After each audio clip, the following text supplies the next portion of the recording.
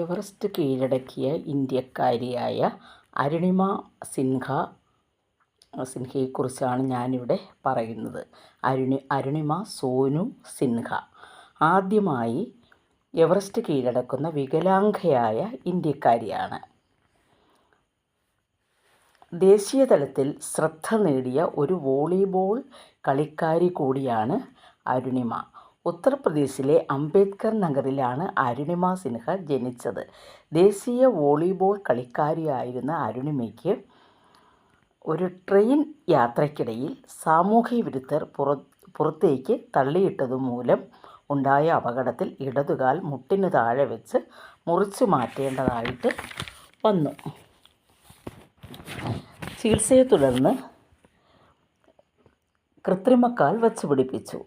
ആത്മഹത്യ ചെയ്യാൻ ശ്രമിച്ചതിനിടയ്ക്കോ അശ്രദ്ധമായി റെയിൽവേ ട്രാക്ക് മുറിച്ച് കടക്കുന്നതിനിടയ്ക്കോ ആയിരിക്കാം അരുണിമയ്ക്ക് അപകടം പറ്റിയതെന്ന നിലപാടാണ് ലക്നൗ പോലീസ് സ്വീകരിച്ചത്. പോലീസിൻ്റെ വാദത്തെ തള്ളിക്കളഞ്ഞുകൊണ്ട് അരുണിമയ്ക്ക് നഷ്ടപരിഹാരമായി 5 ലക്ഷം രൂപ നൽകാൻ അലഹബാദ് കോടതി റെയിൽവേയോട് ഒരു വിധിയിലൂടെ ആവശ്യപ്പെട്ടു. All India institute of medical സയൻസിൽ ചികിത്സയിൽ ഇരിക്കെയാണ് എവറസ്റ്റ് കൊടുമുടി കയറുവാനുള്ള തീരുമാനം അരുണിമ എടുക്കുന്നത്. Cancer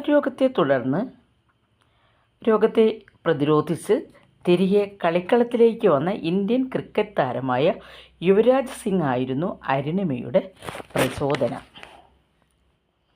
ഉത്തരകാശിയിലുള്ള Nehru institute of mountaineering എന്ന സ്ഥാപനത്തിൻ്റെ സഹായത്തോടെ അരുണിമ എവറസ്റ്റ് ആരോഹണത്തിനുള്ള പരിശീലനം തുടങ്ങി. എവറസ്റ്റ് കൊടുമുടി കീഴടക്കിയ ആദ്യ ഭാരതീയ വനിതയായ ബചേന്ദ്രി പാലിൻ്റെ സഹായവും അരുണിമ തേടി. അരുണിമയ്ക്ക് വേണ്ടത്ര ആത്മവിശ്വാസം ബചേന്ദ്രി പാൽ നൽകുകയുണ്ടായി.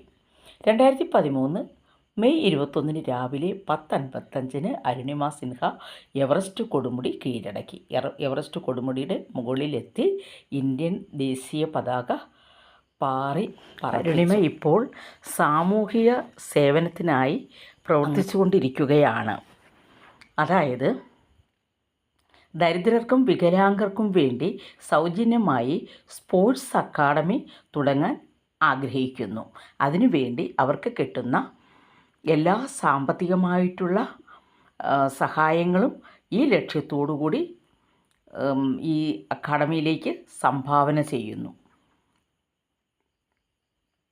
ഇന്ത്യയുടെ 4ാമത്തെ ഉയർന്ന സിവിലിയൻ അവാർഡായ പത്മശ്രീ അവാർഡ് അരുണിമയ്ക്ക് ലഭിച്ചു.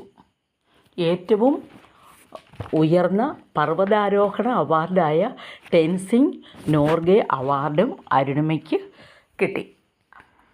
അരുണിമ സിൻഹ ഇങ്ങനെ ദൃഢനിശ്ചയം കൊണ്ടാണ് ലോക ശ്രദ്ധ പിടിച്ചുപറ്റുകയും ലോകത്തിൻ്റെ മറ്റു വൻകരകളിലുള്ള ഉയർന്ന കൊടുമുടികൾ കയറുവാൻ തീരുമാനിക്കുകയും ചെയ്തു. അങ്ങനെ മറ്റ് വൻകരകളിലുള്ള കൊടുമുടികൾ കൂടി അരുണിമ സിൻഹ കയറുകയുണ്ടായി.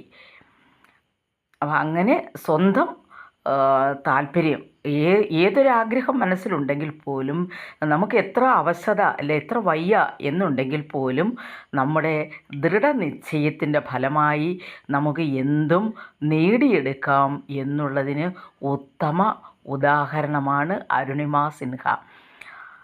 അരുണിമ സിൻഹയ്ക്ക് എല്ലാ ഭാവുകങ്ങളും നേരുന്നു.